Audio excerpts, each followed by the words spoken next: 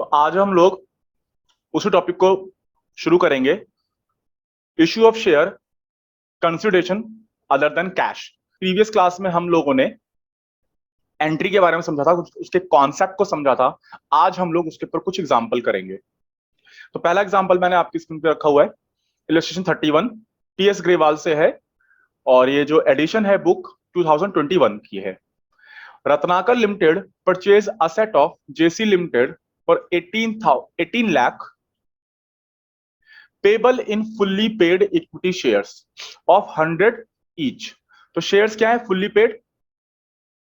Pass the journal entries in the books of Ratnakar limited if the issue is at par and at premium. तो basically एक ही question के अंदर उसने आपसे दो क्वेश्चन पूछ लिए हैं। सबसे पहले हम अपना सॉल्यूशन करते हैं और बिजनेस को परचेज करने की एंट्री हम पास करेंगे। इस क्वेश्चन के अंदर सिर्फ और सिर्फ असेट्स आपको दे रखी हैं, लेकिन मैंने आपको प्रीवियस क्लास में सिखाया था कि जब भी कोई रनिंग बिजनेस अगर हम एक्वायर कर रहे हैं या बिजनेस एक्वायर कर रहे हैं तो उस बिजनेस के पास असेट्स भी होती हैं और लायबिलिटी भी होती है। तो उन असेट्स और लायबिलिटी को हम सब कुछ रिकॉर्ड करेंगे अपनी बुक में। फिलहाल ये क्वेश्चन बहुत सिंपल सा है, इसको सिंपली हम सॉल्व करते हैं। तो लिखेंगे हम sundry assets account debit to, किससे परचेज कर रहे हैं हम? जेसी लिमिटेड से परचेज कर रहे हैं। जेसी लिमिटेड ऐसे छोड़ देते हैं, 18 लाख रुपए। कितनी पेमेंट करनी है? 18 लाख करनी है। अब हमारे पास फर्स्ट केस क्या है? एट पार का। एट पार का मतलब कि भाई आपके जो इशू प्राइस हैं वो जो नॉमिनल वैल्यू है शेयर की वही होंगे इशू प्राइस। नॉमिनल वैल्यू कह लें या फेस वैल्यू कह लें। एट पार का मतलब ये हो गया। अब शेयर की कीमत हमें यहां पे दे रखी है, 100 रुपए का एक शेयर है।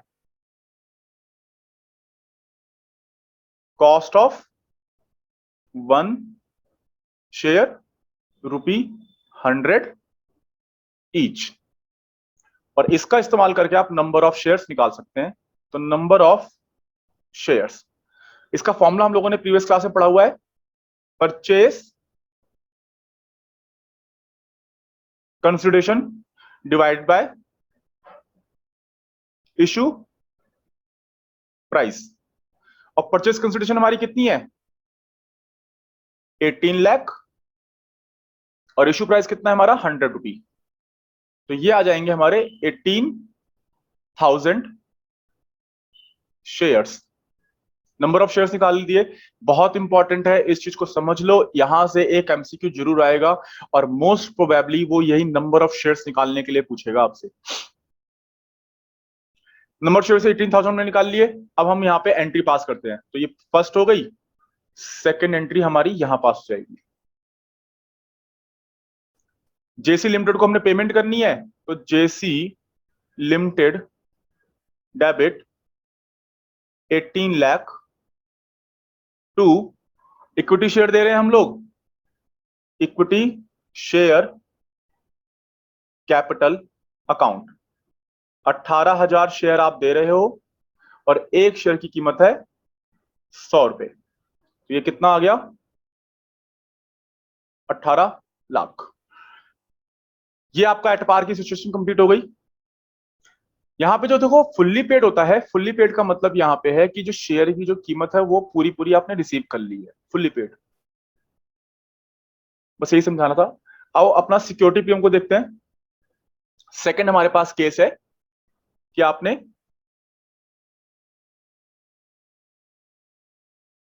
एट प्रीमियम पे शेयर इश्यू किया, और जो प्रीमियम है वो कितने रुपए का है? 20% है। तो कॉस्ट मेरी कितनी है शेयर की?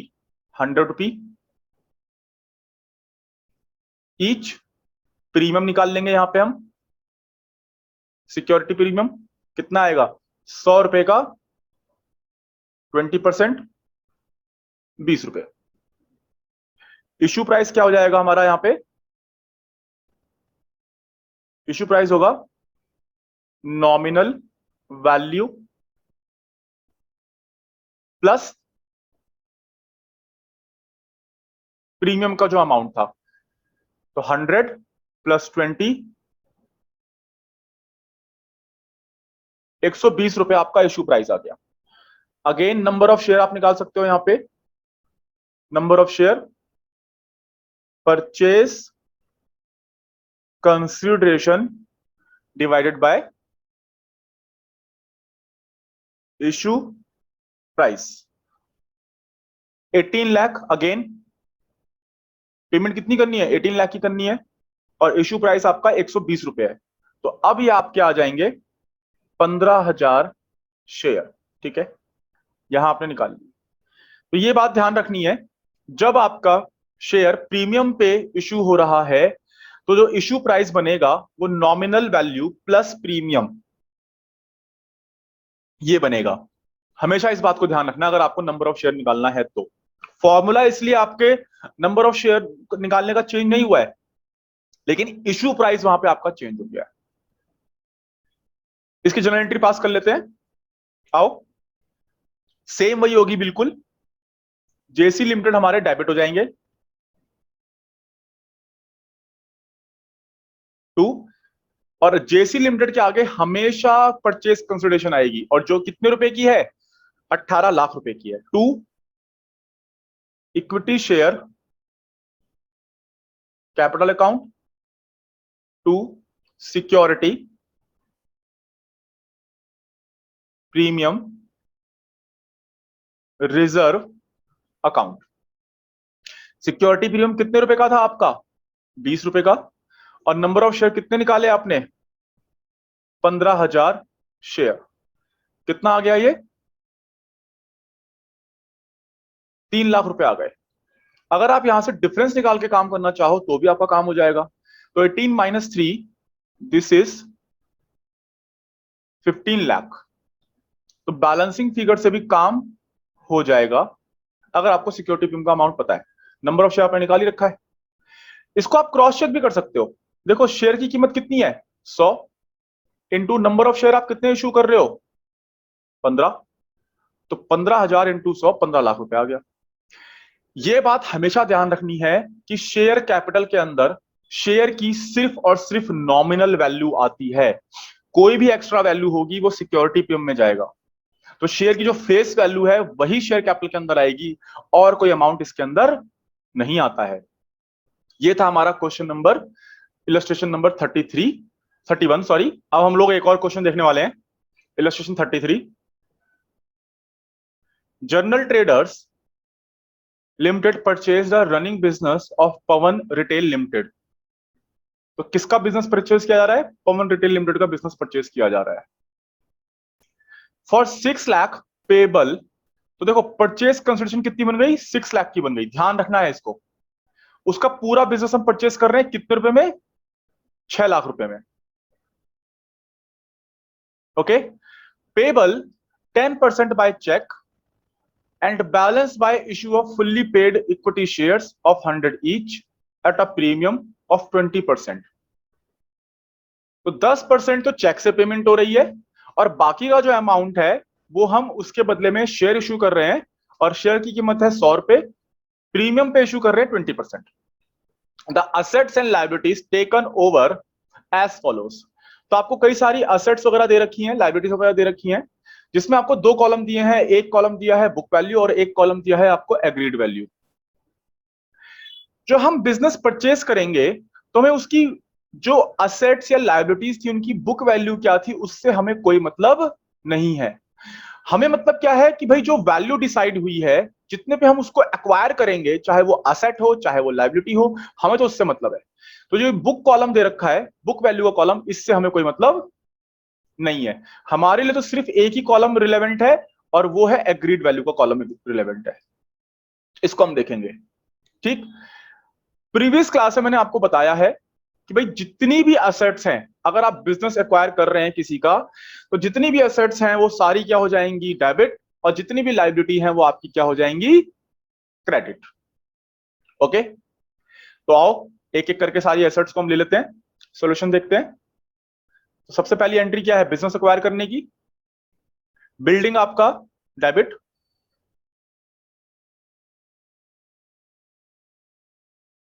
Building account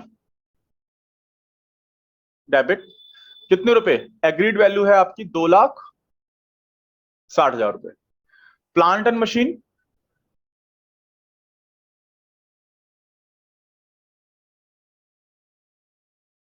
debit 1,00,000। Stock account debit 2,00,000। Trade receivables account debit 1,00,000। फिर आपके पास है ट्रेड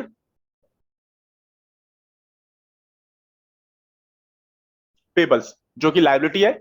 लायबिलिटी को आप क्या कर दोगे? क्रेडिट, कितने रुपए? 80,000। और पवन लिमिटेड को, पवन रिटेल लिमिटेड को आपने जो डील करी है वो कितने की डील हुई है? 6,00,000 की। आप उसको अमाउंट कितना पे करेंगे? 6,00,000 रुपए पे करेंगे। 6,00,000 रुपए यह आ गया आपका।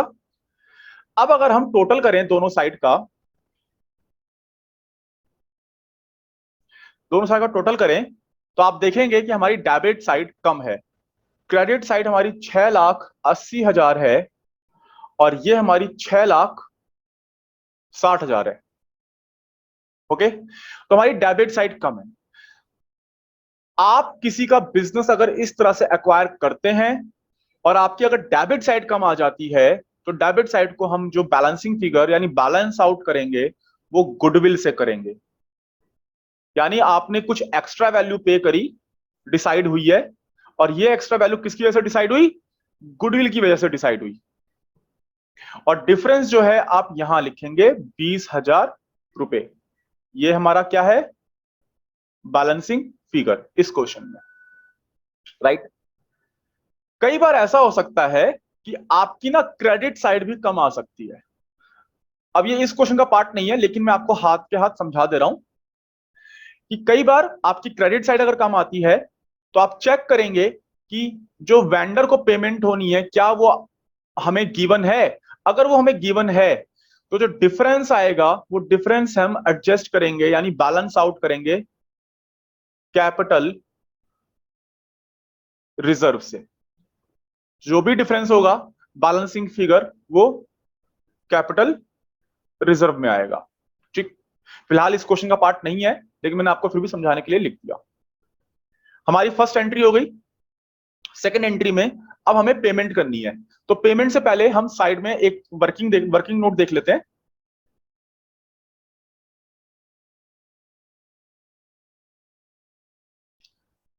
वर्किंग नोट में हम देख रहे हैं कि जो नेट अमाउंट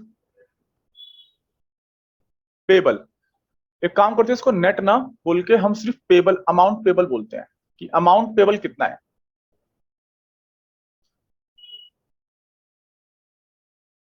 अमाउंट पेबल है हमारा ₹6,00,000। Okay, less 10% paid by check.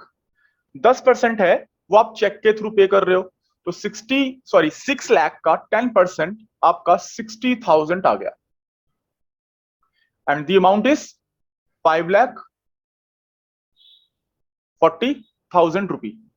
इतना अमाउंट है जिसके लिए आप इश्यू ऑफ शेयर करने वाले हो। तो अब जब हम नंबर ऑफ शेयर निकालेंगे उस समय हम परचेज कंसिडरेशन 6,00,000 नहीं लेंगे, जो हमने नेट पेबल अमाउंट पता लगाया है इससे करने वाले हैं, राइट। बात समझ में आ गई? कई बार क्वेश्चन आपसे इस तरह से पूछ लेगा। आओ देखते हैं। सबसे पहले हम इश्यू प्राइस फर्स्ट ये हो गया वर्किंग नोट में, यहां देख लेते हैं। इश्यू प्राइस निकाल लेते हैं। इश्यू प्राइस आपको पता है क्योंकि प्रीमियम पे इश्यू हो रहा है, तो फेस वैल्यू प्लस प्रीमियम, तो फेस वैल्यू हमारी कितनी है 100 रुपी प्लस 20 रुपी मेरा सिक्योरिटी प्रीमियम, तो टोटल आ गया 120 रुपी। थर्ड में हम निकाल लेंगे number of share. Number of share का फॉर्मूला आपको पता है, purchase consideration divide by issue price. तो हमारे पास इस समय परचेज कंसिडरेशन कितना है 5,40,000 एंड डिवाइड बाय 120, ये मेरा आ जाएगा 4,500 शेयर्स। तो आओ जर्नल देखते हैं अब हम इसकी। पवन, एक सेकेंड ना, हाँ, पवन रिटेल लिमिटेड डेबिट, कितनी पेमेंट करनी है भाई 6 लाख टोटल पेमेंट करनी है टू बैंक अकाउंट। बैंक से कितनी पेमेंट कर रहे हो आप 60,000, तो बैंक से पेमेंट कर दी। To equity share capital account और to security premium reserve account. Security premium आपका कितने रुपए का है 20 रुपए का। नंबर ऑफ शेयर आपके कितने आ गए 4,500 शेयर आ गए आपके, ये आपका आ जाएगा 90,000। अब अगर आप डिफरेंस निकाल के लिखना चाहते हो तो डिफरेंस निकाल के भी लिख सकते हो कि 6 लाख यहां पे है और 60,000 प्लस 90,000 1.5 लाख हो गया, माइनस कर दिया, आपका ये आ गया 4,50,000 बैलेंसिंग फिगर। क्रॉस चेक करना चाहो तो क्रॉस चेक भी कर सकते हो, 4,500 शेयर्स मल्टीप्लाई बाय 100 रुपी, तो आपके 4.5 लाख रुपए 4,50,000 आपका ये आ गया। और इस तरह से ये आपका क्वेश्चन कंप्लीट हो गया। देखिएगा इसे। अब एक हम नया क्वेश्चन देखते हैं इसी प्रोसेस में आगे। Petromax limited issued 2,500 shares of 10 each, credited as fully paid to the promoters for the service rendered to incorporate the company। यानी बिजनेस को एग्जिस्टेंस में लाने के लिए उन्होंने जो सारे काम किए उसके बदले में उनको 2,500 शेयर मिल रहे हैं और एक शेयर की कीमत है 10 रुपए। तो यहां देखो, अगर मैं सिर्फ आधा क्वेश्चन को पढ़ के अगर समझूं कि ये नहीं बताया कि आखिर उनको पैसा पे कितना करना है ना, लेकिन हम यहां से पता लगा सकते हैं कि देखो ये तो बोला नहीं कि प्रीमियम पे इशू कर रहे हैं या पार पे इशू कर रहे हैं, तो हम एज्यूम करके चल रहे हैं कि 10 रुपए का शेयर है 10 पे इशू कर दिया, यानी एट पार पे कर दिया।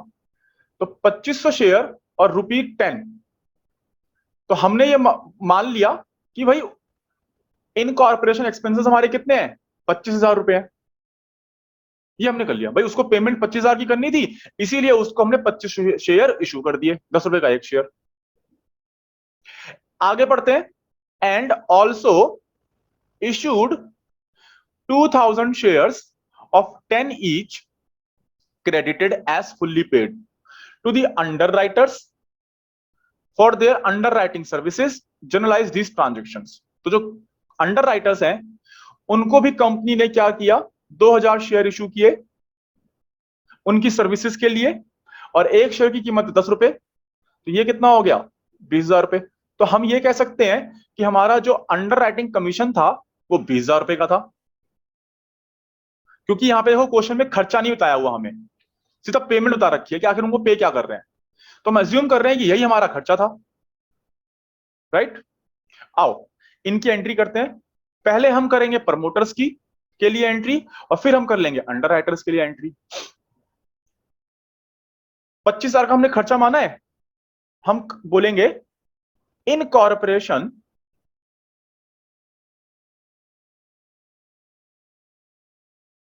Expense account debit to promoters account. भाई उन प्रमोटर्स को हमने पेमेंट करनी है, कितने रुपए? 25,000, 25,000 rupees. Second entry, promoters account debit to equity share capital account.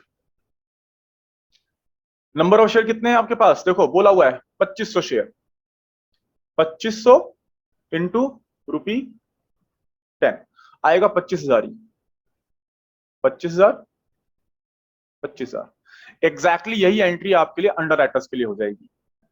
Third देखो, थर्ड में वही अंडर राइटिंग कमीशन, पहले हम खर्चे को डेबिट करेंगे,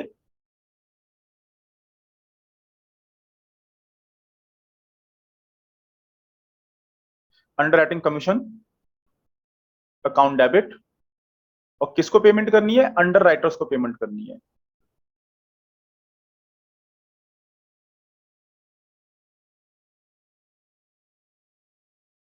अंडर राइटर्स अकाउंट 20,000 और 20,000। फोर्थ, इनको आप शेयर इशू कर दें अब, underwriters account debit to equity share capital account. कितने रुपए पे करने हैं? 20,000, और इसके लिए आपने 2,000 शेयर इशू कर दिए,